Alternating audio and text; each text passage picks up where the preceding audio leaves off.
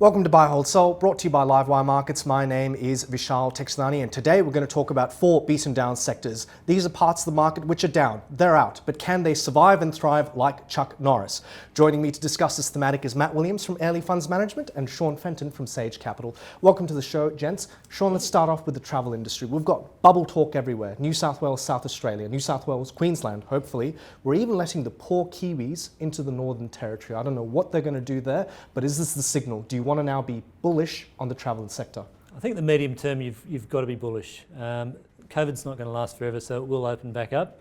I must say I was more bullish yesterday when we had no cases in New South Wales for about 11 days. 3 today just puts that back a little bit, but ultimately we're actually bullish on a vaccine being developed sometime next year. There's a huge amount of money being thrown at that. There's already 9 candidates in late stage trials. Could have some positive news on that by the end of the year. But even without that, we are doing a great job in Australia in terms of managing the virus, getting it under control. And I think once you get some state elections out of the way in Queensland and the like, we'll start to see borders reopen, and there's some great leverage to travel companies actually coming back and benefiting from that. Okay, so you sound bullish. What's your preferred way to play travel? I think Qantas is probably the best way to play it, which is probably a little bit consensus, but Qantas has got, it's done a great job in recent years under a lot of pressure and stripping costs out, and this is an opportunity to do more of that, so it's going to be leaner and meaner. The industry is pretty consolidated. Virgin basically went broke in the first week of COVID, so Bain's in there now.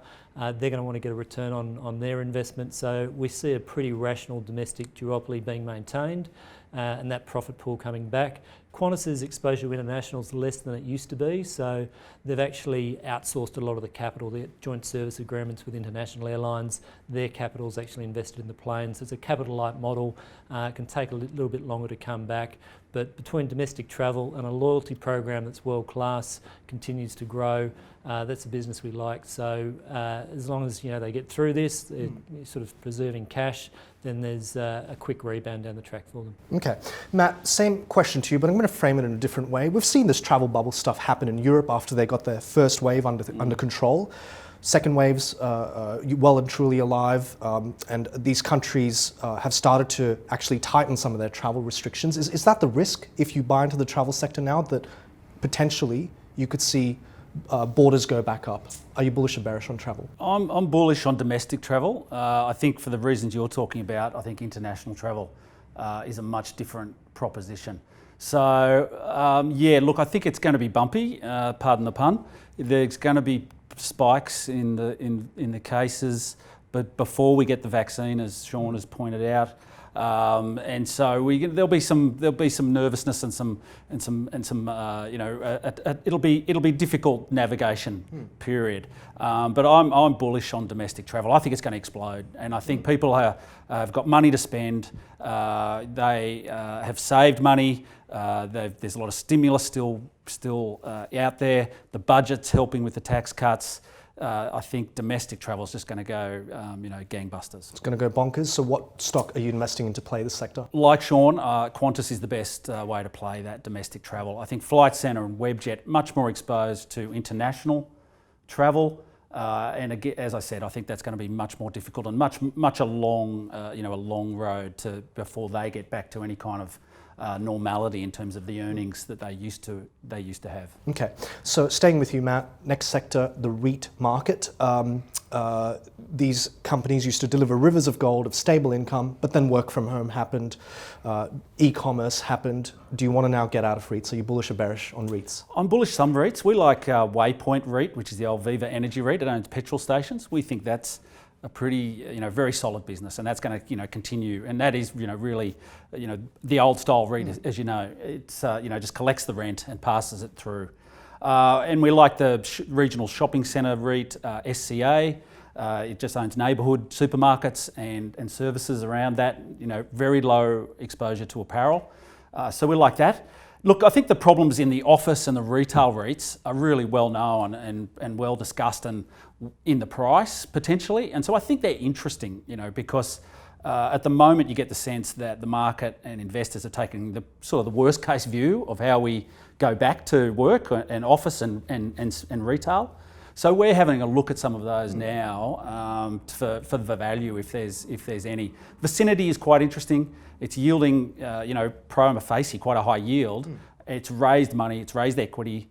So that's probably the one we'd look at the first. Okay. Matt's got plenty of REITs on his shopping list. Sean, what about you? Bullish or bearish on REITs? I'm probably net neutral on REITs really, but I think it is one of the most fascinating areas to come out of this whole COVID crisis. As we just discussed, travel's likely to bounce back. Spending's going to shift from people locked up at home and spending at home back to going out and travelling. But we just don't know what's going to happen with working from home and how permanent that's going to be. Everyone I've spoken to, including myself and my team, very keen to work from home at least a few days a week. And you add that up across the market, across big law, accounting firms, a lot of professional services, that flexible working arrangement could really rip a lot of foot traffic on a day-to-day basis out of the CBD. So the implications for office and all the services around there are pretty material. So we're pretty cautious still on that space, but we do see some value in some of the REITs. Vicinity I don't disagree with. Centre Group we don't mind as well. High quality REITs. Like shopping centres have been under pressure from online trading from before COVID anyway, and were discounted to a degree.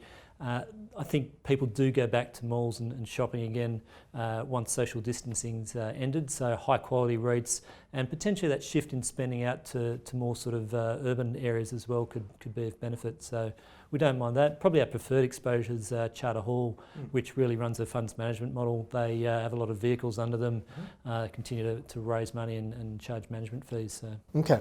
No conversation about beaten down and smashed sectors is complete without talking about the banks. Lots of headwinds in the banks. Low interest rates, high consumer debt, weak economy. Sean, bullish or bearish on financials? I think financials, banks in particular, are really just a funding source for other opportunities in the market.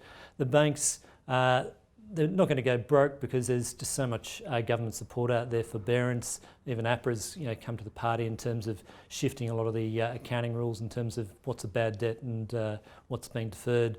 But underlying that, we've got zero cash rate, a flat yield curve. The RBA's there controlling it. It's not going to change for a while. So the bank's premise of borrow short, lend long, trade off that yield curve just doesn't exist. There's competition coming in, high return on capital in mortgages is gone. So there's just ongoing pressure in the banking sector. Capital intensity's gone up, costs continue to go up, compliance costs. And there's the big unknown of a huge amount of loans and forbearance. So what's really going to happen with that, we don't know. So I think banks are a good funding source. We prefer things in the financial space, something like a credit corp that could benefit from bad debts, buy some cheap debt ledgers and collect on them down the track. Okay. Matt, can you count on a rebound in the banking sector? You bullish or bearish? I think you can count on a rebound in the short term. I think the pessimistic scenario that we were looking at back in March, April, it certainly hasn't turned out that way. And in fact, I think it's turning a lot better.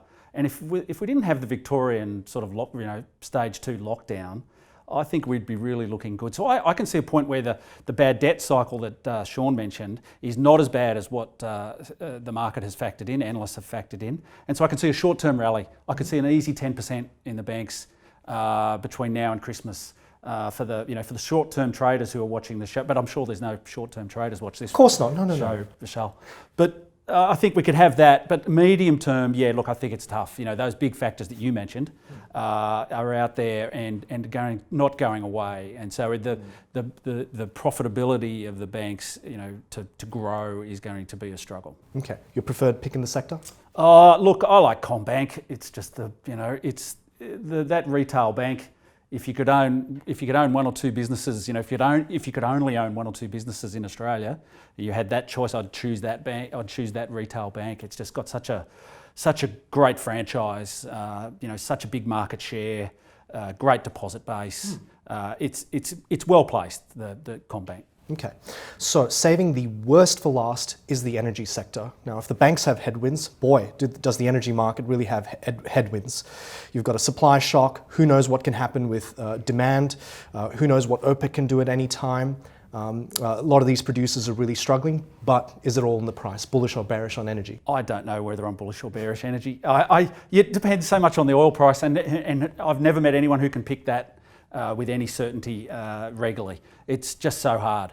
So I think it's very tough. But the fact is that if we do get a vaccine in the middle of the year, global growth picks up a bit, things do improve, then you can make a case that the oil price will be higher this time next year than it is now. I think that's a fair assumption to make, and so you'd want to have some exposure to that. The best places for us, we like Origin and to a lesser extent Beach, and these are not the real leverage plays in the market. You can get bigger leverage in something like an oil search if the oil price goes up, but we like Origin and Beach in the sense that if the oil price falls back again, you're going to get less hurt. There's factors around their businesses that support where that they're not as leveraged to that oil price. Okay, so Matt's sticking with some relatively defensive plays in a very cyclical market. Sean, what about you? Bullish or bearish on energy? I'm inclined to agree. It's a bit of choose your own adventure with energy. You can come up with any scenario you like. The supply side is such a big factor in energy, and particularly OPEC versus non-OPEC. You can make a fair case that the weak oil prices now are killing investment, particularly US shale, which has really flooded the market and suppressed prices in recent years. That's pulling back, and the underinvestment now could see high prices down the track as we recover. Or you could argue that OPEC's just got oodles of spare capacity, and they keep a lid on prices. So we're probably a bit cautious on energy. I think it's too early to get too bullish there, and agree the best way to play it is really through stocks that don't have too much oil price leverage, but good production upside. Our favourite is actually Senex Energy, which has delivered consistent production reserve upgrades and is pretty attractively valued. Domestic gas contracts, not a lot of oil price volatility. Okay, well, if you're going to play some of these rebound stocks, Matt Williams here reckons the Airlie bird gets the worm. Sean Fenton would agree that that's sage advice.